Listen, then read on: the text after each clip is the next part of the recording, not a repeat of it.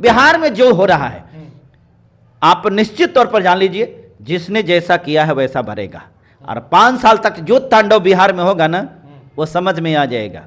और ये 10,000 रुपया का कमाल, और आपने जो रुपया लेकर के और अपने मताधिकार को जो बेचने का काम किया है, एक वोट जो होता है ना, वो बेटी होती है। वोट और बेटी में कोई अंतर नहीं है। क्या एक बेटी को कोई व्यक्ति अपने 10,000 रुपया में अपने बेटी को बेचे? नमस्कार, आप देख रहे हैं जनहित संदेश और पब्लिक संदेश में बी कुमार आप सभी का स्वागत करता हूं। साथियों, भी मौजूद हूं जहानाबाद में। हमारे साथ बातचीत करने के लिए पास्टर साहब हैं।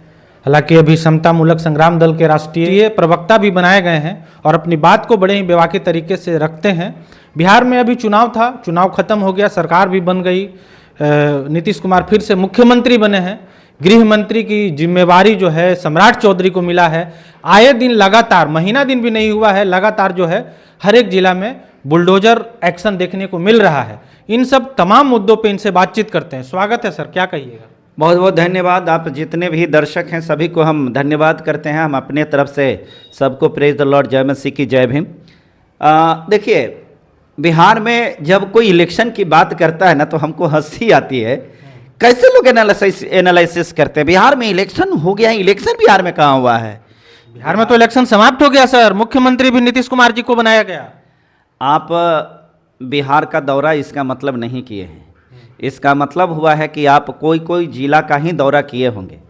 दूसरी चीज़ है, इसका मतलब होता है कि आप पत्रकारिता के फील्ड में हैं तो, लेकिन पत्रकारिता के मामले में जो वास्तव में सूचनाओं का संग्रह होता है वो आपके पास में नहीं है।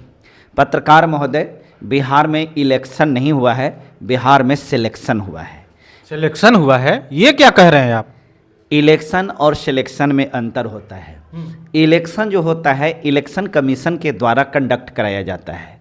इलेक्शन कमीशन कौन होता है? जो न्यायिक चरित्र का होता है और इक्वल फील्ड, जो मतदान के लिए, चुनाव के लिए जो होता है, एक इक्वल फील्ड तैयार करके देता है, जहां पर अमीर से लेकर के गरीब तक हर कोई चुनाव लड़ सके। ये काम चुनाव आयोग का होता है। चुनाव आयोग अगर सत्ता के दलाली करने लगे, सत्ता की भड़वागिरी करने लगे, तो उसको चुनाव आयोग नहीं, उसको भड़वा आयोग कहेंगे। मेरे दृष्टिकोण में चुनाव आयोग भड़वा आयोग ही है, जो सत्ता पक्ष के दलाली किया, जो सत्ता पक्ष के रखैल बन करके रहा। इसलिए बिहार में एसआईआर किया गया। देश में भी और कई राज्यों में की जा रही है। एसआईआर का उद्देश्य क्या होना है? एसआईआर के बारे में जब उसका अध्ययन करेंगे तो एसआईआर में था कि कोई भी वैसा वोटर ना हो जो विदेशी हो, कोई दूसरे देश से घुसपैठिया आकर के हमारे देश का वोटर ना बने, उसको फिल्टर करना, ये एसआईआर का उद्देश्य था। चाहे जो मृत हो गया था या नया जोड़ना है, उसके लिए भी एसआईआर में इंक्लूड था। तो वो एसआईआर के द्वारा एक रियल वोटर्स को, जो रियल है, जो फेक नहीं है, उसको फिल्टर करना था। ठीक है, तो सवाल है कि आपको मालूम है कि बिहार में कितने वोटर्स को डिलीशन हुआ? जितने वोटर्स को डिलीशन हुआ, आज तक के चुनाव आयोग इस बात को नहीं बताया कि कितने लोग मर गए, कितने लोग शिफ्ट किए गए, कितने लोग फर्जी थे, कितने लोग जो थे बांग्लादेशी घुसपैठी थे। ये चुनाव आयोग को क्लियर करना चाहिए था ना, तो आज तक आपने ये क्लियर किया ही नहीं। दूसरी चीज, ये जहां जहां बीजेपी के या जहां जहां एनडीए के वोटर्स हैं, उस कंस्टिट्यूएंसी में ज्यादा वोट बढ़ गए, वहां वोटर को जोड़ दिया गया, और उसी विधानसभा में जो विपक्ष का वोट था उसके वोट को काट दिया गया। ये तो सीधा सीधा आप आरोप लगा रहे हैं चुनाव आयोग पे। आरोप के मतलब होता है कि सच्चाई नहीं है, सिर्फ आरोप लगाना है। जो सच है उसको आरोप नहीं बोलते हैं, ये सत्य बताना होता है। मैं सत्य कह रहा हूं। दूसरी चीज है कि अगर ये सत्य है, अगर मान लेते हैं कि चुनाव आयोग अपने जगह पे सही है, तो इसको जवाब देना चाहिए ना, आपको जवाब देना चाहिए ना, कि अगर मान लेते हैं कि बिहार का वोटर्स, जो बिहार में वोटर्स अगर है, तो एक एग्जाम्पल के लिए हम बोल रहे हैं कि मान लेते हैं कि हमारे पास में 10,000 वोटर है। ठीक है, तो 10,000 वोटर है और आपने बताया कि भाई इसमें 5.5% लोगों ने वोट डाला है, तो 5.5% वोट डाला है, तो उसकी वोट काउंटिंग उतनी ही ना होनी चाहिए 5.5% में। लेकिन आपका पोलिंग बता रहे हैं कि 5.5% है, और जब उसकी काउंटिंग हो रही है तो वो 6.5% हो रहा है। तो 1% वोट बढ़ कहां से गया, इसका तो जवाब देना चाहिए ना। दूसरी चीज, एक बात और बताइए, आचार चुनाव संहिता क्या होता है? आचार चुनाव संहिता जो होता है उसके मामले में चुनाव आयोग से ज्यादा बेहतर कौन जानता है, क्योंकि ये तो नियमावली है। तो जब बिहार में इलेक्शन के दिन तक के पैसे बांटे जा रहे थे 10,000 वाला, हाँ 10,000 वाला, तो ये भड़ुआ चुनाव आयोग कहां गया हुआ था? ये मऊगा चुनाव आयोग कहां गया था? ये बेशरम चुनाव आयोग कहां गया था? इसको इस पर प्रतिक्रिया देना चाहिए, एक्शन लेना चाहिए था कि नहीं लेना चाहिए था? अब कोई व्यक्ति अगर आज 10-10 हजार रुपया आपको दे और कहे कि 2 लाख रुपया और चुनाव के बाद देंगे, तो कौन ऐसा व्यक्ति होगा जो 10 हजार रुपया लेकर के वोट उसको नहीं करेगा? तो वोट करेगा ही करेगा। तो आपने इक्वल फील्ड कहां तैयार किया? नहीं किया।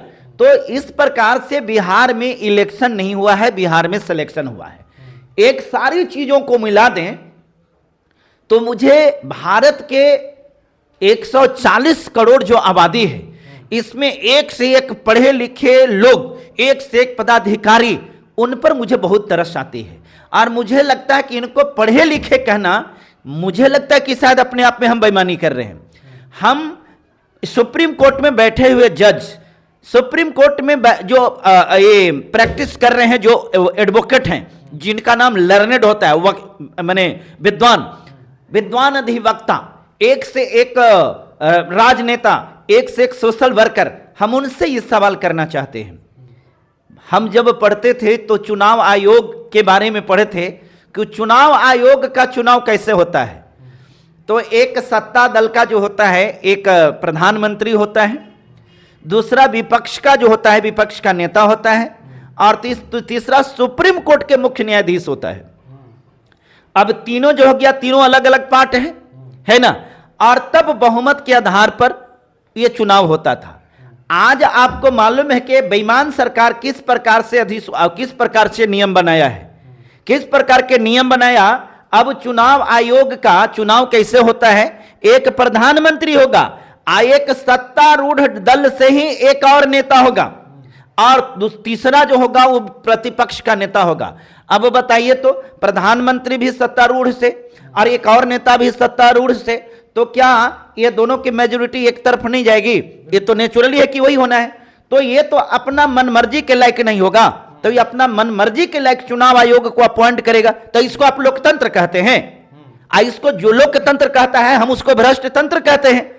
और जिस प्रकार के जो यहां का न्यायपालिका है, न्यायपालिका का स्तर इतना गिर गया है कि इसको जज कहना ये अपने आप में शर्मिंदगी का एहसास कराता है। आज तक के बताइए, इस प्रकार के व्यवस्था जहां चुनाव का होगा वहां कभी निष्पक्ष चुनाव होगा? हो ही नहीं सकता है। आप लाख, आपको कितनों भी मत करने वाले लोग हो जाएं, लेकिन असंभव है। जब तक चुनाव आयोग निष्पक्ष नहीं होगा तब तक चुनाव नहीं जीता जा सकता है। और चुनाव आयोग का चुनाव जब तक निष्पक्ष नहीं होगा, सही नीतियों से नहीं होगा, तब तक देश का भला कभी नहीं होने वाला है। इस कैसे चुनाव इसको कहते हैं? आप चुनाव आयोग पर सीधा आरोप लगा रहे हैं। विपक्ष जो है आज खामोश है, मौन है। यहां तक कि गरीबों के घर पे बुलडोजर चल रहा है, उस पर भी विपक्ष मौन है। विपक्ष मौन रहेगा नहीं, विपक्ष को भी तो पता है ना, विपक्ष को भी मालूम है। देखिए, कोई भी व्यक्ति से पूछ लीजिए तो हर किसी को पता था कि इस बार एनडीए जो है, इंडिया की ही सरकार बनेगी, महागठबंधन की सरकार बनेगी, और पूरी तरह से मजबूत स्थिति में इंडिया गठबंधन काम कर रहा था। लेकिन अचानक जब रिजल्ट आया तो रिजल्ट ने तो ऐसा चौंकाया कि किसी को कल्पना ऐसा किया नहीं था। ये ऐसा नहीं हुआ है, ये सारा स्कैम है, चुनाव स्कैम है। अब क्या करेंगे? तेजस्वी यादव क्या कर सकते हैं? जिन लोगों ने पैसे ले ले करके वोट किया बीजेपी को, एनडीए को, तो आज घर के कर टूट रहा है। उसी का 10,000 रुपया वसूल हो रहा है ना, 10,000। आज हमारी बेटी के शादी, अरे बेटी के शादी तो उस दिन कहा गया था? 10,000 लिया तो बेटी के शादी करो ना, बना लो ना महल। पैसा लेकर के अपने आप को बेच देने वाले आदमी, वो लोकतंत्र के लिए बहुत खतरनाक होता है। यानी कि बुलडोजर जो चल रहा है सम्राट चौधरी का, वो ठीक चल रहा है क्या? फूल को छोड़कर जो कली बेच दे, वैसे माली पर कैसे भरोसा करूं? चंद सीकों के लालच पे तन बेच दे, वैसे नारी पर कैसे भरोसा करूं? जो लोग 10,000 रुपये लेकर के अपने वोट को बेच दें, उस नागरिक पर कैसे भरोसा करें? सम्राट चौधरी को गृह मंत्री बनाया गया है, जिसका दाग में, जिसके दामन में हजारों दाग हैं, वो बेदाग छवि बनाने के लिए निकले हैं। जिसके पास में कख गघ का ज्ञान नहीं, वो शिक्षा मंत्री बनने चले हैं। जिसके पास में रक्षा कर रहा मालूम नहीं, वो रक्षा मंत्री बने चले हैं। देश का गर्क होने वाला है, बेड़ा गर्क होने वाला है। इसलिए कि आज देश में आपको मालूम है केसी सिन्हा जो एक बहुत बड़े गणितज्ञ थे, बेचारे इलेक्शन में उनको ऐसे हरा दिया गया कि उनको पूछिए मत। और जो रंगरेलियां मनाने वाला एक था सुनील करके, क्या है ना, सुनील कुमार पिंटू, जो जिसका वीडियो वायरल हुआ था रंगरेलियां मनाते हुए लड़कियों के साथ में ये करते हुए, वो जो है रिकॉर्ड मत से जीतता है। जिस देश में, जिस राज्य में ऐसे ऐसे मतदाता होंगे, उसका मालिक कौन हो सकता है? और जो बिहार में हो रहा है बहुत अच्छा हो रहा है। मैं तारीफ करता हूं और धन्यवाद देता हूं सम्राट चौधरी को। और मैं तो ये बात को कहूंगा, एक एक जगह को टारगेट कर कर करके गिरा दे, हम उसके साथ हैं। इसलिए कि करिएगा तो भरिएगा। लेकिन ये अन्याय हो रहा है ना सर, लोग ये कह रहे हैं कि गरीबों को ठंडा में जो है बेघर किया जा रहा है बुलडोजर चला के, तो कहीं ना कहीं ये गलत हो रहा है। कौन कह रहा है कि गलत हो रहा है? आप अपना संवैधानिक अधिकार को बेच दिए हैं ना, रुपया लेकर के वोट देने का अधिकार आपको है। आप अपना जमीर को गिरवी रख दिए हैं ना, तो जब आप अपनी जमीर को गिरवी रख रहे थे, कहां गए थे? बाबा साहब ने आपको संवैधानिक अधिकार दिया था, वोट की ताकत, वोट की ताकत, कि वही वोट के ताकत से आप अपने वैसे लोगों को जिताते जो आपके लिए 10,000 नहीं, आपके जान माल घर। अरे भैया, लोकतंत्र में, संविधान में 3 फंडामेंटल राइट्स है, भोजन, वस्त्र और आवास। जो सरकार इतने सालों के अंदर में ये 3 फंडामेंटल राइट्स का व्यवस्था नहीं कर सका, उस सरकार को अब चले हैं 10,000 रुपया लेकर के वोट करने के लिए। नीतीश तो खुद ही मौगा जैसा लुकन चल रहा है। नीतीश कुमार मुख्यमंत्री बिहार के हैं? नहीं है। बिहार के मुख्यमंत्री नीतीश बाबू अब नहीं है। तो कौन है? अरे सुने थे ना कि एक बार मांझी जी को बनाया गया था, तय कहते ये रबर स्टाम्प बनाने चले थे इनको, जीतन मांझी को। आज नौबत आ गया है कि नीतीश बाबू खुद रबर स्टंप बन गए हैं। नीतीश जी के पास में कुछ नहीं रह गया है। देखिए, नीतीश जी को मान सम्मान देने के लिए खाली बीजेपी एनडीए जो है वो कहा कि नीतीश बाबू कुर्सिया पर आप ही बैठिए। ई के चलते कि अब मुख्यमंत्री से इनको कहां ताकर के भेजा जा सकता था भाई, कहीं जगह नहीं ना है, तो इनको कुर्सिया दे दिया गया है कि आपको कुर्सिया तो चाहिए ना जी, तब बैठिए कुर्सिया पर। तो नीतीश बाबू कुर्सिया पर बैठल हैं, अब बाकी कुर्सिया चलाने वाले जो हैं ऐसे पकड़े हुए हैं। और जिस दिन बेचारा कुर्सी का पौवा खींचा जाएगा, अनबैलेंस होकर के गिर जाएंगे। अब पलटी मारने के फेर में ही थे कि हम बनेंगे, हमारा बनेगा विधानसभा का अध्यक्ष, तो हम पलटियां मार देंगे। अभी पलटियों नहीं ना मारेंगे जी, ये पलटी मारेंगे तो पलटू चाचा का रिकॉर्डो ना फेल हो गया है जी। तो इसलिए अब एगो बात जान लीजिए, बिहार में जो हो रहा है आप निश्चित तौर पर जान लीजिए, जिसने जैसा किया है वैसा भरेगा। और 5 साल तक जो तांडव बिहार में होगा ना, वो समझ में आ जाएगा। और ये 10,000 रुपया का कमाल, और आपने जो रुपया लेकर के और अपने मताधिकार को जो बेचने का काम किया है। एक वोट जो होता है ना, वो बेटी होती है। वोट और बेटी में कोई अंतर नहीं है। क्या एक बेटी को कोई व्यक्ति अपने 10,000 रुपया में अपने बेटी को बेचेगा? कभी नहीं। लेकिन आपने बेटी को बेच दिया।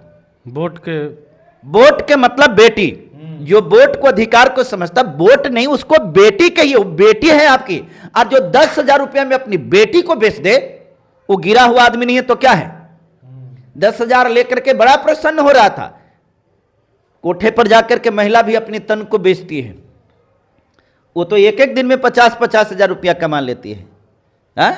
जो अपने ईमान को गिरवी रखने वाले लोग हैं, वो आज तकलीफ में जी रहे, उनको बहुत कष्ट हो रहा है। कोई कष्ट नहीं, बिल्कुल सही है। आपने जैसा किया है वैसा आपको भरना पड़ेगा। आपको आज मालूम हुआ है, आज आंखें खुल रही है कि एनडीए वाला ऐसे है वैसे है, बीजेपी वाला ऐसे है। चाल चरित्र और चेहरा जो है ना भैया, वो तुरंत पता चल जाता है। आज तक आप समझ में नहीं आया? 10,000 रुपया देखने चले थे, तो 10,000 रुपया अगर देखे हैं तो 10,000 लिए हैं तो 5 साल कम से कम झेलिए ना। हालांकि वो लोग ये भी कह रहे हैं कि गलती हो गया हमसे कि हमने एनडीए को वोट करा, अब की बार एनडीए को वोट नहीं करेंगे। अरे भाई, आप भी पत्रकार महोदय फेरा में मत रहिएगा। ये जो है ना, आज ये बात को बोले, अरे अभी तो चुनाव खत्म ना हुआ है जी, अभी 5 साल के बाद जो होगा ना, ये बतिया याद रहेगा। फिर अगला बार दूसरा चीज ना होगा जी, ओकरा में अबरी हो जाएगा कि भैया अबरी तो 50-50 हजार मिलेगा जी, है ना। तब ये वाला बतिया फिर भुलाइए ना जाइएगा जी, अब फिर वोटवा वहीं डालिएगा जी, ठीक है। और देखिएगा यही चीज होगा जिस दिन प्रत्येक व्यक्ति वोट को अपनी बेटी समझ लेगा कि ये हमारी बेटी है, ये हमारी बेटी है, ये हमारा प्रतिष्ठा है, बेटी को बेचा नहीं जाता है। करोड़ों रुपया भी दे करके, है ना, बेटी को कोई मांगे तो कोई इज्जतदार व्यक्ति अपने बेटी को करोड़ रुपया में भी नहीं दे सकता है। जो लोग 10,000 रुपया पर वोट को बेच दिया, वो बेटी बेचवा ना हो गया, वो बेटी बेचवा है। वोट बेचवा और बेटी बेचवा में कोई अंतर नहीं है, दोनों तो एक ही। पैसा आपको मिला कोई दिक्कत नहीं, आप ले लेते, लेकिन पैसा लेकर के उसको वोट करना, यह सरासर गलत किया है और इसका खामियाजा आज भुगतना पड़ रहा है। आई तो अभी झांकी है, पूरा फिल्म अभी बाकी है, देखते जाइए 5 साल में क्या क्या होता है। चलिए, तो ये तो अभी झांकी है और 5 साल अभी बाकी है। 5 साल में कितने गरीबों के घर उजड़ेंगे ये तो आने वाला समय ही बताएगा। बाकी इस वीडियो पे आपकी क्या प्रतिक्रिया है कमेंट करके जरूर बताइए। मिलते हैं किसी दूसरे खबरों के साथ, तब तक के लिए धन्यवाद।